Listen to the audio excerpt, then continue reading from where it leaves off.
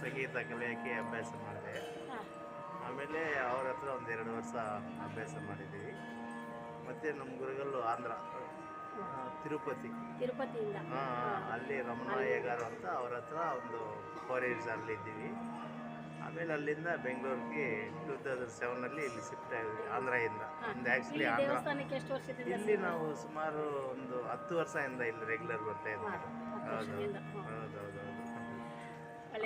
ಚಿಕ್ಕ ವಯಸ್ಸಿಂದ ಒಂದು ನಮಗೆ 7 ವರ್ಷ 8 ವರ್ಷದಿಂದ ಆವಾಗಿಂದಲೇ ನಾವು ಇದು ಅಭ್ಯಾಸ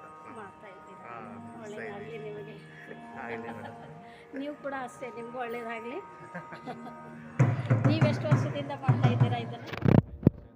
ನೀವು 5 ವರ್ಷದಿಂದ ಮಾಡ್ತಾ ಇದ್ದೀರಾ ಇಲ್ಲಿ ಸೇವಾ ಕೆಲಸ. ಮೂಲತಃ ಬೆಂಗಳೂರಾ ನಿಮ್ಮದು?